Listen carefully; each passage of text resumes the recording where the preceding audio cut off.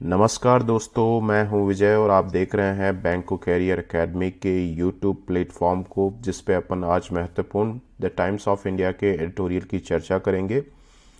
उससे पहले अपन जान लेते हैं कि आज 21 जून है और पूरे विश्व के अंदर जो है भारत के द्वारा ही प्रसिद्धि दिलाए गए विश्व योगा दिवस को जो है सेलिब्रेट किया जाता है पूरे विश्व के अंदर। और उम्मीद करता हूं कि आप भी जो है दिन प्रतिदिन जो है योगा को जो है अपने जीवन में जो है उतार रहे होंगे, ताकि एक स्वस्थ जीवन जो है वो आप पूरे जीवन पर्यंत जो है वो जी सकें यहाँ पे। तो आज अपने जो है वो एडिटोरियल की हेडिंग तो आज के अपने एडिटोरियल की हेडिंग है follow the clouds. Follow the clouds, देखो फॉलो शब्द का मतलब यहाँ पे जो है वो अनुसरण करना है यहाँ पे, या उससे किसी भी तरीके की सीख लेना है यहाँ पे। तो आप इसको अनुसरण करना बोल सकते हैं यहाँ पे, या इसको जो है वो सीख लेना भी कह सकते हैं यहाँ पे। तो जो बादलों से बारिश हो रही है, जो एक तरीके से सही पैटर्न के तौर पर नहीं है, कहीं पे ज़्यादा बारिश हो रही है, कहीं पे कम बारिश हो रही है, तो उस चीज़ों से अपन को सीख लेनी चाहिए यहाँ पे। Slow progress of monsoon should not cause alarm. और ये जो अलार्म है यानी जो चेतावनी है, वो यहाँ पे उस चीज का कारण नहीं होना चाहिए जो मानसून की जो धीमी गति है यहाँ पे वो, बल्कि क्या होना चाहिए, but it's a reminder of bad cropping patterns. बल्कि जो फसल बुआई या जो फसलें की जो अपन क्रॉपिंग करते हैं, फसल बुआई जो करते हैं गलत तरीके से, उसकी एक रिमाइंडर के तौर पर इसको हमें जो है वो समझना यहाँ पे चाहिए। तो ये यहाँ पे जो है वो इसकी हेडिंग है और सब हेडिंग है, इसी के बारे में अपन आगे चर्चा करेंगे। तो इस पे आगे चर्चा करने से पहले अपन ये देखेंगे कि आज एक महत्वपूर्ण दिवस तौर पर जो है वो मनाया जाता है 21 जून, और 21 जून जो है वर्ल्ड योगा डे है, आप देख भी रहे होंगे यहाँ पे। और विश्व के अंदर 8वां जो है वो ये 8th जो है वो योगा दिवस मनाया जा रहा है। योगा फॉर ह्यूमैनिटी यानी मानवता के लिए जो योगा है, इसकी थीम रही है। और इस साल प्रधानमंत्री नरेंद्र मोदी के द्वारा मैसूर कर्नाटका के अंदर इसका सेलिब्रेशन जो है वो किया गया है। ऋषिकेश को योगा ऑफ कैपिटल कहा जाता है। और योगा आयुर्वेद, यूनानी और जो है वो सिद्ध होम्योपैथिक यानी आयुष मंत्रालय के अधीन आता है ये।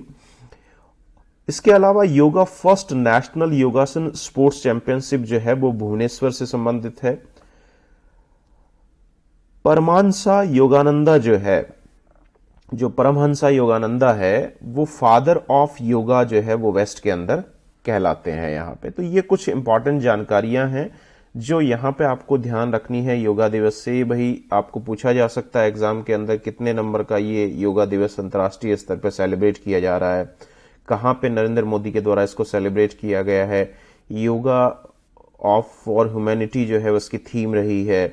इसके अलावा भारत के किस शहर को जो है वो कैपिटल के तौर पर देखा जाता है योगा की, आयुष मंत्रालय इसको टैकल करता है। इसके अलावा जो है फर्स्ट जो है नेशनल योगासना स्पोर्ट्स चैंपियनशिप जो है वो कहाँ से संबंधित है, तो ये भुवनेश्वर से संबंधित है। तो ये महत्वपूर्ण जानकारियां आपको पे ध्यान रखनी है।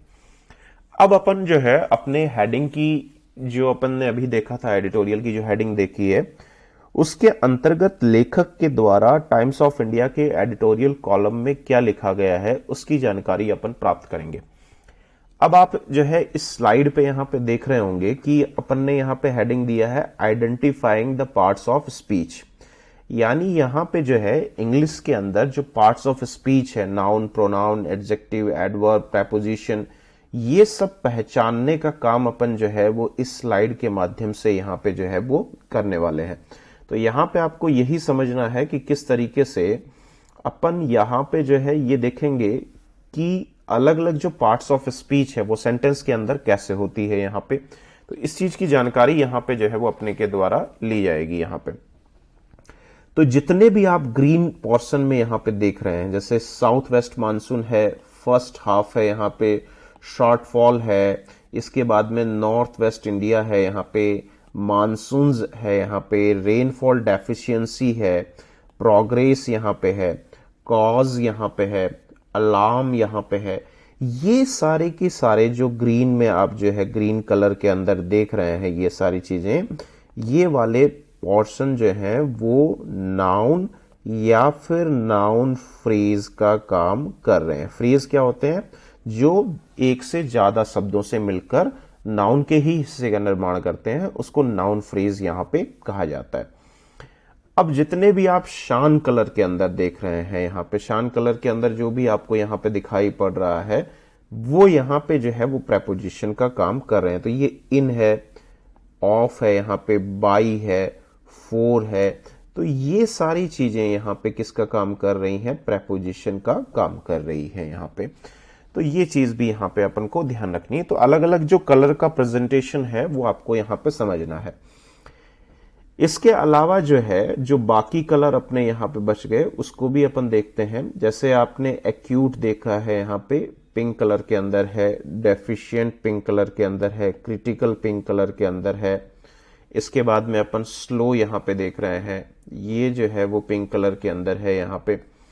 तो ये जो रेड जो है, जो मैंने मार्क यहाँ पे किया है, जो एक तरीके से यहाँ पे पिंक कलर के अंदर प्रेजेंट कर रखा है मैंने, ये सारे वर्ड जो हैं वो एडजेक्टिव का काम कर रहे हैं यहाँ पे। तो ये यहाँ पे आपको समझना है कि ये एडजेक्टिव की भूमिका यहाँ पे निभा रहे हैं। अब अपन यहाँ पे देखेंगे कि एडवर्ब की भूमिका निभाने वाले जो हैं वो शब्द कौन से हैं। जैसे एग्रीकल्चर है यहाँ पे, इसके अलावा जो है वेयर है, ये एडवर्ब का काम कर रही है यहाँ पे। तो ये जो है वो वर्ड एडवर्ब की भूमिका यहाँ पे निभा रहे हैं, ये आपको यहाँ पे समझना है। हाउएवर है, ये भी एडवर्ब की भूमिका निभा रहा है यहाँ पे, ठीक है।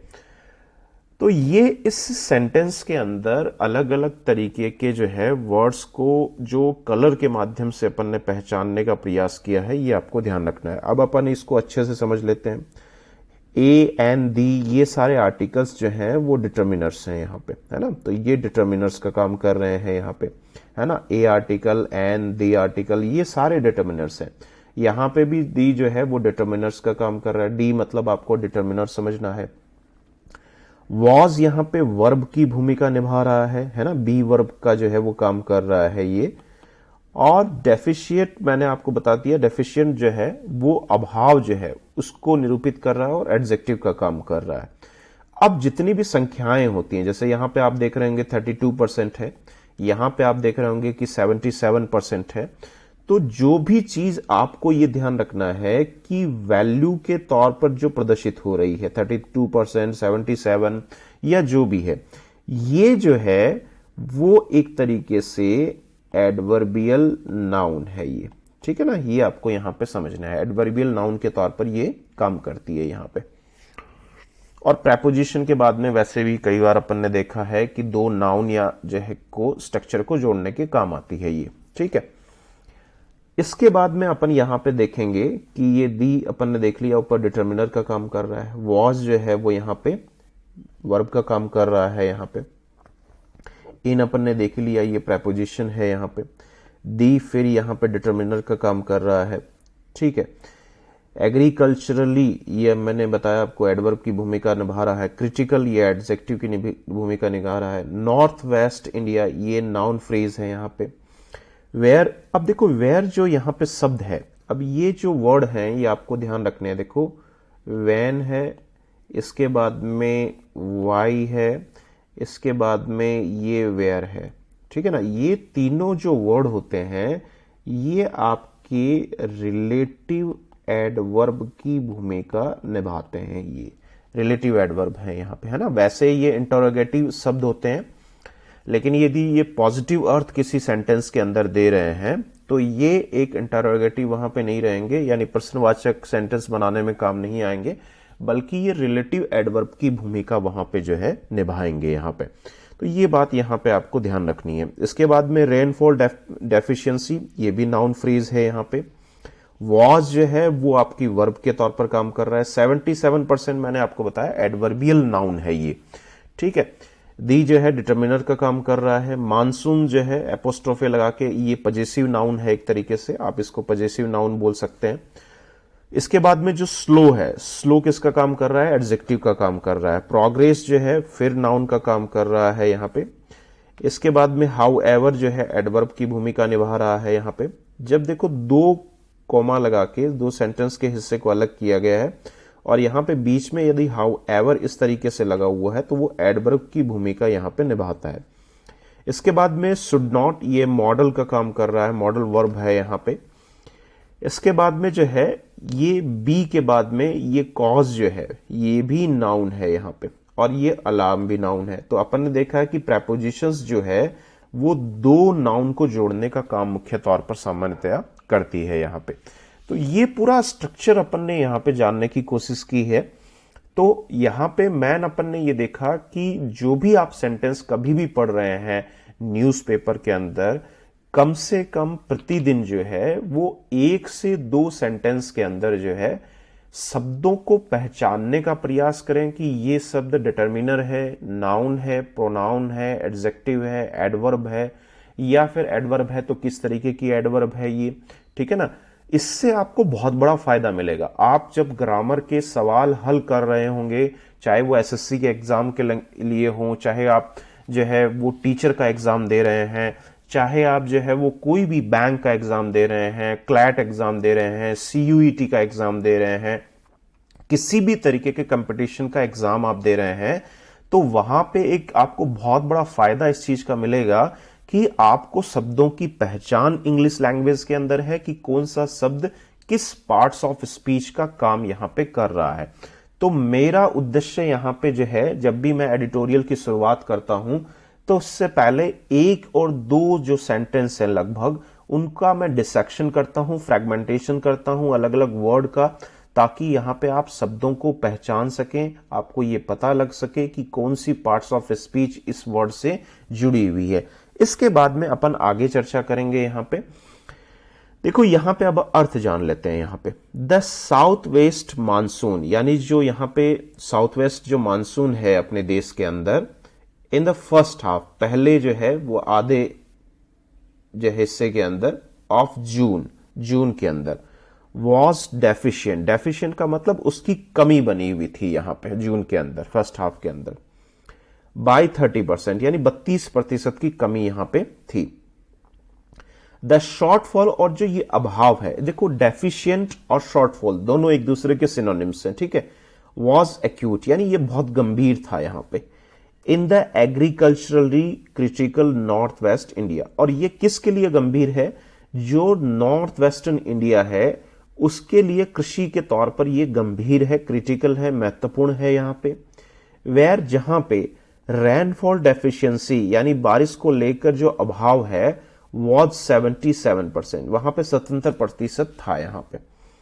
The monsoon slow progress, monsoon की जो धीमी गति है यहां पे, धीमी जो प्रोग्रेस है, हाउएवर, किंतु, should not be cause for alarm, लेकिन वो एक वार्निंग या चेतावनी के तौर पर उसका कारण यहां पे नहीं होनी चाहिए। तो यहां पे वो क्या होना चाहिए? बारिश का अभाव जो है, या जो एक तरीके से अनसिमेट्रिक पैटर्न जो बारिश का देश के अंदर हो रहा है, उसको अपन को किस तौर पे समझना चाहिए, ये अपन को यहां पे आगे अपन इस एडिटोरियल के अंदर पढ़ेंगे। लेकिन उससे पहले अपन ये देखेंगे कि किस तरीके से एडवर्ब की भूमिका यहां पे क्या क्या है। प्रतिदिन मैं आपको एक जो है वो सेक्शन यहां पे समझाने का प्रयास करता हूं।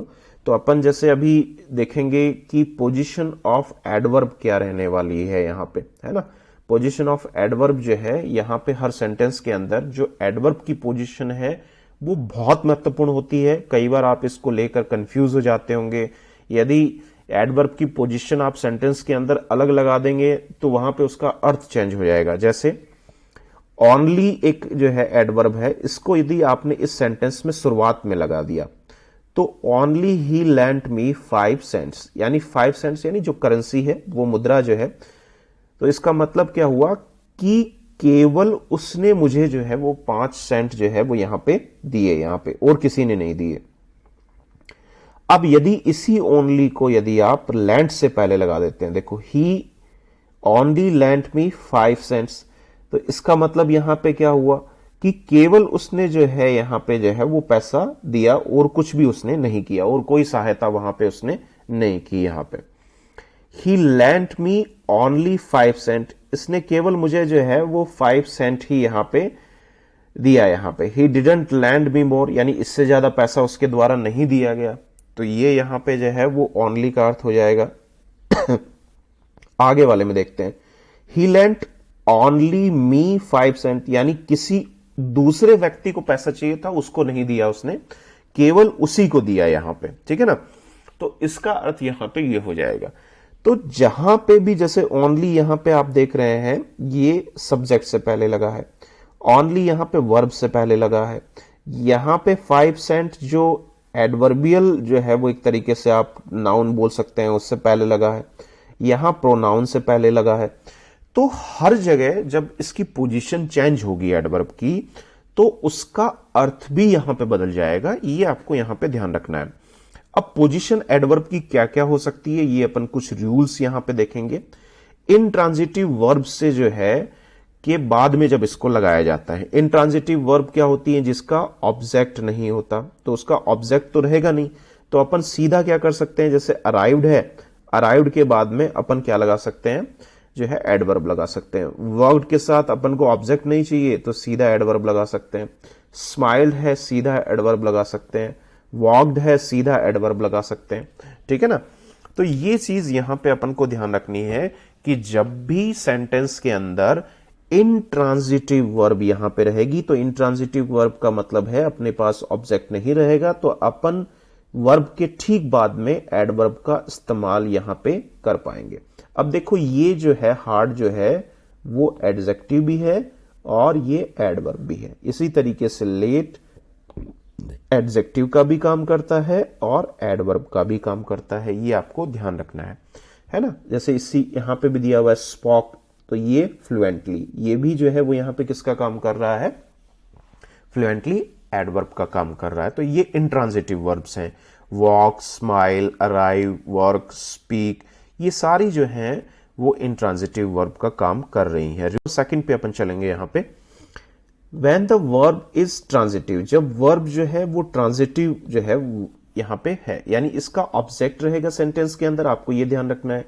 तो ट्रांजिटिव वर्ब कौन सी होती है, जो ऑब्जेक्ट लेके अपने साथ रखती हैं। तो वहां पे आपको क्या करना है कि ऑब्जेक्ट के बाद में एडवर्ब का उपयोग करना है। जैसे सी एंड्योर्ड द पेन, अब ये पेन के बाद में ब्रेवली आया है यहां पे, बहादुरी से। सैंग द सॉन्ग, सॉन्ग के बाद में अपन ब्यूटीफुली का इस्तेमाल किया है। He did the job, job के बाद में एडवर्ब का इस्तेमाल किया है। इसके बाद में he gave his consent immediately, तो यहां पे एक ही सेंटेंस है, यहां से आपको ध्यान रखना है ये हिज कंसेंट इमीडिएटली, तो कंसेंट के बाद में इमीडिएटली यूज हुआ है। मैटर ऑब्जेक्ट है, उसके बाद में अपन ने जो है एडवर्ब यूज किया है यहां पे। इसके बाद में यहां पे देखो ही ड्रॉ द कार, कार के बाद में आपने एडजेक्टिव का एडवर्ब का इस्तेमाल किया है यहां पे, तो ये आपको यहां पे ध्यान रखना है। इसके बाद में हेल्प जो है, इसके बाद में विलिंगली का इस्तेमाल किया है, तो ये एडवर्ब की भूमिका यहां पे जो है निभा रहा है। तो आपको यहां पे यही ध्यान रखना है कि जब भी ट्रांजिटिव वर्ब आएगी, ट्रांजिटिव वर्ब अपने साथ ऑब्जेक्ट लेगी, तो उस ऑब्जेक्ट के बाद में अपन एडवर्ब का इस्तेमाल जो है यहां पे करने वाले हैं। अब अपन रूल नंबर 3 के ऊपर चलेंगे। रूल नंबर 3 अपना क्या कहता है कि ऐसी एडवर्ब जो टाइम और फ्रीक्वेंसी यानी बारंबारता को निरूपित कर रही है, समय को निरूपित कर रही है, कार्य को, normally come before the verb, ये वर्ब से पहले जो है वो सामान्यतया रखी जाती है। जैसे कौन कौन सी एडवर्ब है, always, before, often, never, seldom. अब जो है सेल्डम यानी प्राय कर, ठीक है ना। तो अब सेंटेंस देखते हैं, द सेल्डम विजिट अस। अब विजिट जो है वो वर्ब है और इससे ठीक पहले जो है एडवर्ब सेल्डम का इस्तेमाल किया गया है जो टाइम से जुड़ा हुआ है। प्राय कर तो ये समय को बता रही है, फ्रीक्वेंसी को बता रही है। अगले सेंटेंस को देखते हैं यहां पे, सी नेवर एडमिटेड हर फॉल्ट। अब यहां पे आप देख रहे हैं कि एडमिटेड जो है वर्ब है और इससे ठीक पहले एडवर्ब का उपयोग जो है यहां पे किया गया है। तो यहां पे नेवर जो है वो किसको मॉडिफाई कर रहा है, एडवर्ब, नेवर जो है जो कि एडवर्ब है वो वर्ब को मॉडिफाई कर रहा है। इसी तरीके से बाकी सेंटेंसेस में भी यही है, you always speak the truth, तो ये स्पीक से पहले आएगा। लेट जो है वो इससे पहले यूजुअली आया है। यहां पे जो है वो it is never too late to mend, तो यहां पे जो है मैंड जो यहां पे है उससे पहले इस नेवर का यूज किया गया है। तो सामान्यतः आपको यही समझना है कि जो टाइम और फ्रीक्वेंसी की एडवर्ब है वो सामान्यतः वर्ब से पहले रखी जाती है। इसी चीज को आपको ध्यान रखना है। रूल नंबर 4 पे चलते हैं अपन। रूल नंबर 4 क्या बोल रहा है? Note that when the verb consist of N auxiliary the adverb goes after it. Auxiliary का मतलब जैसे यहां पे हैव है, नीचे वाले में have, was, have, must, is, ये सारी ऑक्सिलरी वर्ब है। तो जब ऑक्सिलरी जो है वर्ब वहां पे रहेगी तो मैन वर्ब और ऑक्सिलरी वर्ब के बीच में आएगा। देखो यहां पे हैव है, इनवाइटेड है, तो उससे बीच में यहां पे रखा गया है। हैव और वांटेड है, उसके बीच में ऑलवेज रखा गया है। वॉज प्रेज्ड है, उसके बीच में यहां पे ग्रेटली रखा गया है। हैव और हैड है यहां पे, उसके बीच में नॉट रखा गया है। मस्ट और ओबे है, यहां पे बीच में ऑलवेज रखा गया है। इज और वर्किंग है, तो उससे पहले अपन ने स्टिल का इस्तेमाल यहां पे किया है। रूल नंबर 5 क्या कब बोलता है? देखो रूल नंबर 5 बोल रहा है the words only, merely, even, not, never are usually placed before the words the modify. यानी जिन शब्दों को ये मॉडिफाई करते हैं उनसे ठीक पहले इनको रखा जाता है। जैसे I merely wanted to know his name, तो वॉन्टेड को यहां पे जो है वो मॉडिफाई कर रहा है। सी इज नॉट क्लेवर, तो यहां पे क्लेवर के लिए ही यहां पे आया, तो उससे पहले रखा गया है। कीप्स के लिए आया है, तो इससे ठीक पहले यहां पे रखा गया है। तो ये वो एडवर्बियल्स या एडवर्ब हैं जो जिसको मॉडिफाई करेंगे उससे ठीक पहले इनको जो है वो रखा जाएगा यहां पे। इसके बाद में रूल नंबर 6 पे चलते हैं। यहां पे रूल नंबर 6 अपना क्या बोलता है? देखो an adverb which modify an adjective. अब अपन जानते हैं कि एडवर्ब सिर्फ वर्ब को ही मॉडिफाई नहीं करता है, ये एडजेक्टिव को भी मॉडिफाई करता है या दूसरी एडवर्ब को भी मॉडिफाई कर सकता है। यानी एडवर्ब एडवर्ब को मॉडिफाई कर सकती है, एडवर्ब एडजेक्टिव को कर सकती है, एडवर्ब जो है वर्ब को मॉडिफाई कर सकती है। सी इज वेरी ब्यूटीफुल, तो ब्यूटीफुल एडजेक्टिव है और उससे पहले एडवर्ब का इस्तेमाल किया गया है। They are highly competitive, competitive adjective है और हाईली एडवर्ब का इस्तेमाल किया गया है। इसी तरीके से देखेंगे यहां पे कि ये जो स्वीटली है ये एडवर्ब है और सो भी एडवर्ब का काम कर रही है, तो एडवर्ब एडवर्ब को मॉडिफाई कर सकती है यहां पे। इसके बाद में जो है कुछ शब्द ऐसे हैं जैसे एनफ जो है यहां पे, उसका इस्तेमाल कहां किया जाना है उसके अकॉर्डिंग वहां पे जो है अर्थ चेंज होता जाता है। जैसे not that the adverb enough जो है वो comes after the adjective it modify, यानी जिस चीज को एडजेक्टिव को ये मॉडिफाई करेगा उसके जो है वो बाद में आएगा। जैसे फुलिश के बाद में एनएफ है, ओल्ड के बाद में एनएफ है, स्ट्रॉन्ग के बाद में एनएफ है। तो जिस चीज को ये मॉडिफाई कर रहा है एनएफ, उसके ठीक बाद में उसका इस्तेमाल जो है वो किया जाएगा। तो ये बहुत इंपॉर्टेंट है, काफी दफे इसको एग्जाम में पूछा जाता है। तो ये एनएफ वाली चीज आपको यहां पे ध्यान रखनी है यहां पे। इसके बाद में जो है यहां पे ये अपन का जो है रिपीट हो रखा है यहां पे, उसी चीज को यहां पे बताया गया है। अगले पॉइंट पे चलेंगे अपन। We are still at an early stage. अब अपने जो मुख्य एडिटोरियल का हिस्सा है उसके ऊपर चलते हैं अपन।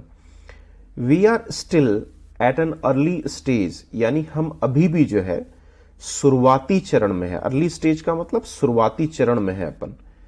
एंड जुलाई, जुलाई जो है उसी के लिए ये विच का इस्तेमाल किया गया है यहां पे। विच अकाउंट्स फॉर, यानी वो जवाबदेही है, जिम्मेदार है।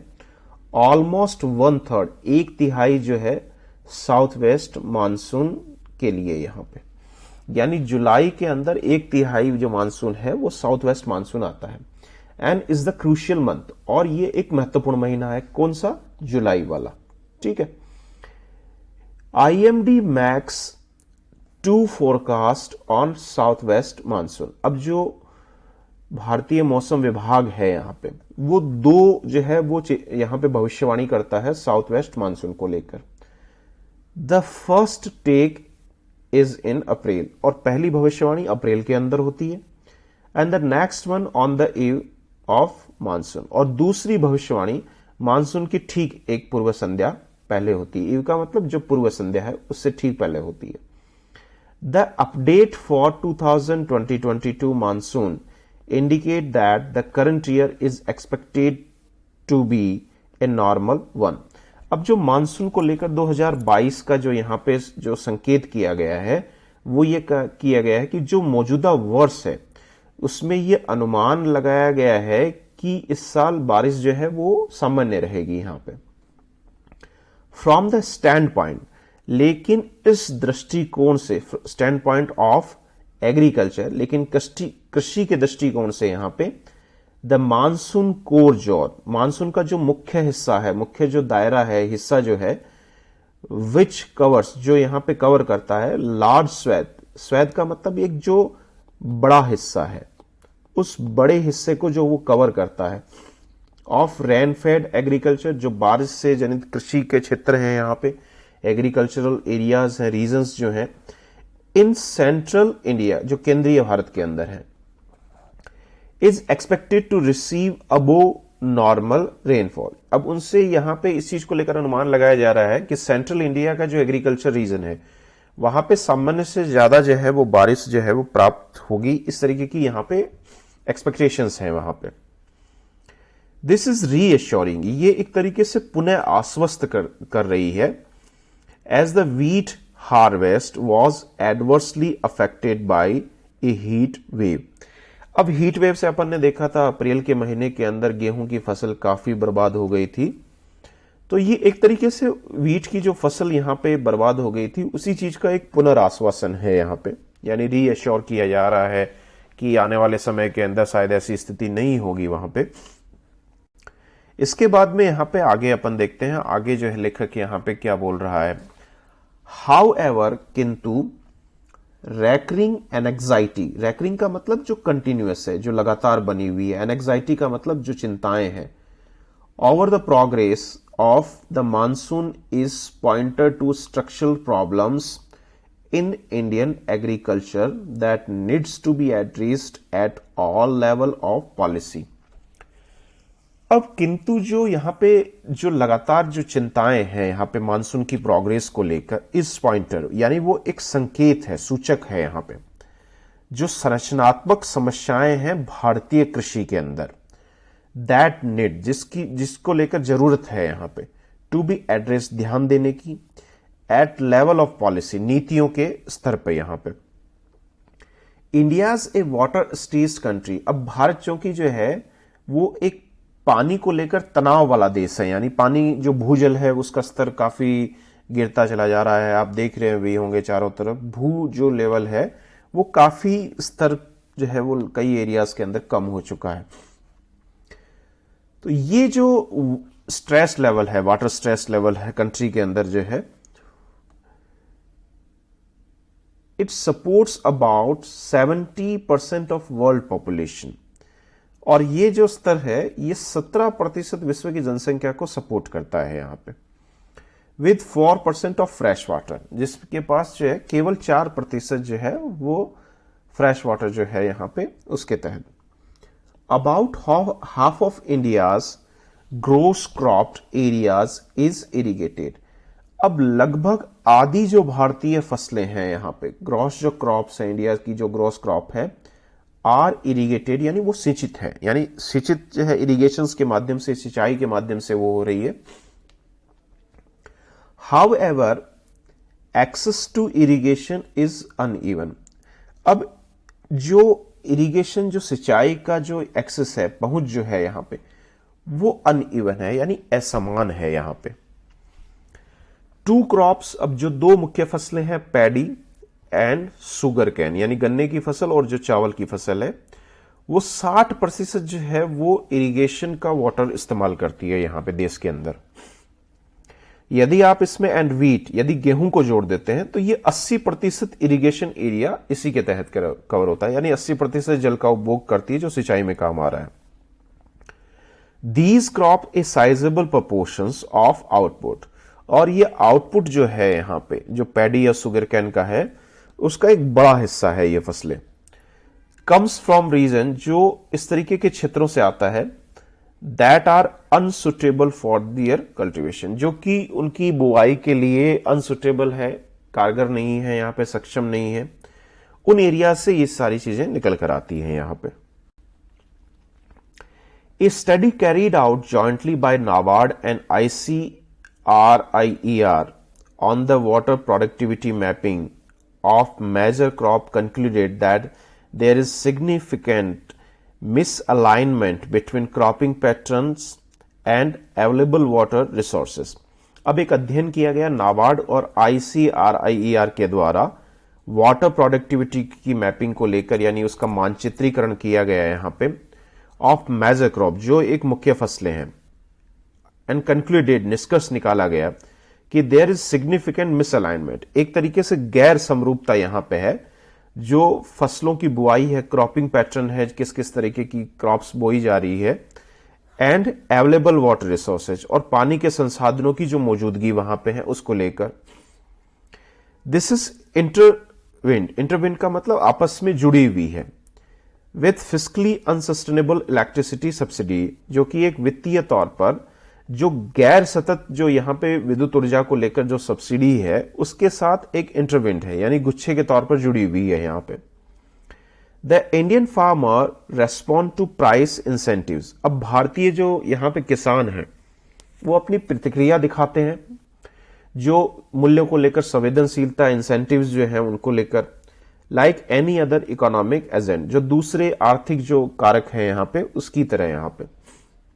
देयरफॉर, इसलिए individual farmers can not ignore prevailing price dynamic and act on the basis of long term consequence of the current water uses pattern. इसीलिए जो व्यक्तिगत किसान जो है देश के अंदर, इंडिविजुअल जो फार्मर्स है, किसान जो है, कैन नॉट इग्नोर, वो इस चीज को दरकिनार नहीं कर सकते। प्रिवेलिंग का मतलब जो प्रसार है यहां पे, जो प्राइस डायनामिक यानी जो मूल्यों का गतिशीलता है यहां पे, तो वो उसको दरकिनार नहीं कर सकते। एक्ट ऑन, और अपनी प्रतिक्रिया दिखाते हैं ऑन द बेसिस ऑफ, इस आधार पर जो लॉन्ग टर्म कॉन्सिक्वेंस है, जो दीर्घगामी या दीर्घकालीन परिणाम है of current water uses pattern, जो मौजूदा पानी का जो उपयोग हो रहा है उसके आधार पर वो अपनी प्रतिक्रिया यहां पे जो है वो प्रदर्शित करते हैं यहां पे। अब लास्ट वाले पैराग्राफ पे चलेंगे इसी आर्टिकल के। इट्स गवर्नमेंट पॉलिसी, अब ये सरकार की नीति है, दैट हैज टू एनेबल, कि वो सक्षम उसको बनाना है यहां पे रैशनल क्रॉपिंग पैटर्न को, किसके माध्यम से, थ्रू द प्राइस मैकेनिज्म, यानी प्राइस मैकेनिज्म के माध्यम से उस पैटर्न को यहां पे जो है रैशनलाइज बनाना है, विवेकपूर्ण बनाना है यहां पे। फॉर एग्जाम्पल, यदि आप तुलना के तौर पर देखें तो Haryana has a scheme to provide a grant on per acre basis to नज। नज का मतलब होता है धकेलना, किसी विशेष स्थिति में जब धकेला जाता है, आगे धकेला जाता है, या जिसको आप पुश कह सकते हैं, उसके लिए इस्तेमाल किया जाता है। तो ऐसी स्कीम हरियाणा सरकार ने चला रखी है जो किसानों को आगे धकेल रखी है away from the water intensive paddy, यानी जो काफी ज्यादा जल का इस्तेमाल जिस चावल की फसल में हो रहा है उससे अलग फसल की वो बुआई करें यहां पे। इसके लिए जो है हरियाणा सरकार पर एकड़ जो है जमीन पर वहां पे इंसेंटिव किसानों को दे रही है यहां पे। सेंसिबल पॉलिसीज, और जो संवेदनशील जो नीतियां हैं यहां पे, like this need governments to constantly adjust incentives to dynamic of relative price and attendant crop risk. और यहां पे जो एक महत्वपूर्ण जो नीतियां हैं, सेंसिबल जो पॉलिसीज हैं यहां पे, उसकी यहां पे जरूरत है। दिस नीड गवर्नमेंट, इस तरीके की चीजों की सरकार को जरूरत है कॉन्स्टेंटली, लगातार तौर पर, इंसेंटिव्स को एडजस्ट करने के लिए यहां पे, टू डायनामिक, जो गतिशीलता है यहां पे रिलेटिव प्राइसेस को लेकर, सापेक्षिक मूल्यों को लेकर, एंड अटेंडेंट, अटेंडेंट का मतलब जो सहायक है। अब यहां पे अटेंडेंट का मतलब यहां पे क्या है, जो उसके सहायक है, या आप ये कह सकते हैं जो संबंधित है यहां पे, या सहायक है यहां पे, ऑफ अटेंडेंट क्रॉप रिस्क यहां पे। एग्रीकल्चर जो कृषि है, which consumes 78% of our fresh water, अब जो पीने योग्य पानी है उसका 78% पानी जो है वो कृषि में जा रहा है। कैन बी अलाइंड, जिसको समरेखित करना है विद रैशनल रिसोर्सेज, यानी जो तर्कपूर्ण यहां पे संसाधन है उसके साथ उसको रखना है यहां पे, या उसके साथ समरूप करना है। Use through smart policies tied to prices. अब यहां पे स्मार्ट पॉलिसीज का उपयोग करते हुए जो कि मूल्यों के साथ जुड़ी हुई है यहां पे। तो यहां पे इस पूरे एडिटोरियल के अंदर यही आह्वान किया जा रहा है राइटर के द्वारा कि ऐसी फसलें जिनमें जो है वो पानी फ्रेश वाटर का ज्यादा इस्तेमाल हो रहा है और वो रीजन के हिसाब से वो क्षेत्र सही नहीं है, जो क्योंकि हरियाणा पंजाब ये इलाके ऐसे हैं या कुछ इलाके ऐसे हैं जहां पे भूमि के जल का शोषण हो रहा है और वो सिंचाई करके इस तरह की फसलें बो रहे हैं।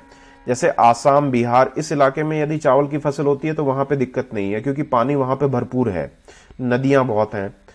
लेकिन जब आप हरियाणा जैसे जो है इलाकों के अंदर भूजल का इस्तेमाल करके चावल यदि आप पैदावार करेंगे तो इसका नुकसान काफी ज्यादा होगा और भूजल का स्तर नीचे चला जाएगा यहाँ पे। तो क्षेत्र के हिसाब से नीतियां तैयार की जाए, उसके अकॉर्डिंग फसलों की बुआई की जाए। इसके लिए सरकार को प्रोत्साहन यहाँ पे जो है वो किसानों को यहाँ पे देना चाहिए, यही पूरी बात यहाँ पे बताई गई है। अब आज महत्वपूर्ण 2 शब्दों को अपन यहाँ पे देखेंगे। एक शब्द अपन ने देखा था नज। नज ये वर्ड बहुत बार एग्जाम में आता है। नज का मतलब होता है आगे बढ़ाना किसी भी चीज को, या आप बोल सकते हैं किसे आगे धकेलना बोल सकते हैं। इसको आप पुश कह सकते हैं, आगे धकेलने को, या फिर आप इसको बोल सकते हैं मूव फॉरवर्ड बोल सकते हैं। तो ये इसके अर्थ है। नज बहुत इंपॉर्टेंट वर्ड है, कई दफे एग्जाम में आता है। प्रिवेल का मतलब जो फैला हुआ है, जो व्याप्त है यहाँ पे। तो व्याप्त है उसको आप डोमिनेट भी कह सकते हैं, ठीक है ना। उसको आप व्यापकता या प्रसार भी कह सकते हैं यहाँ पे। इसको जो है दूसरे शब्दों में ट्रायम्फ भी कहा जाता है ना। तो ये सारी चीज यहाँ पे विन के तौर पर भी, जीत के तौर पर भी इस्तेमाल किया जाता है। तो ये सारे वर्ड जो है अपन ने यहाँ पे आज के एडिटोरियल में कुछ महत्वपूर्ण शब्द देखे थे। उनमें से कुछ 2 शब्द हैं जो कई बार एग्जाम में पूछे जाते हैं, तो आपको यहाँ पे ये ध्यान रखना है। उम्मीद करता हूं आज का सेशन आपको पसंद आया होगा। यदि पसंद आया तो आप अपने दोस्तों के साथ इस सेशन को शेयर कर सकते हैं, ताकि एक प्रोत्साहन के तौर पर जो है एक अध्यापक को जो है वो ये चीज़ें ज़रूरी होती हैं, ताकि ज़्यादा से ज़्यादा जो है अच्छे वीडियो आपके सामने मैं ला सकूं। तो इसी के साथ मैं आज अपने वीडियो को समाप्त करता हूं। आप सभी लोगों के द्वारा वीडियो को समय देने के लिए बहुत बहुत धन्यवाद। नमस्कार, धन्यवाद।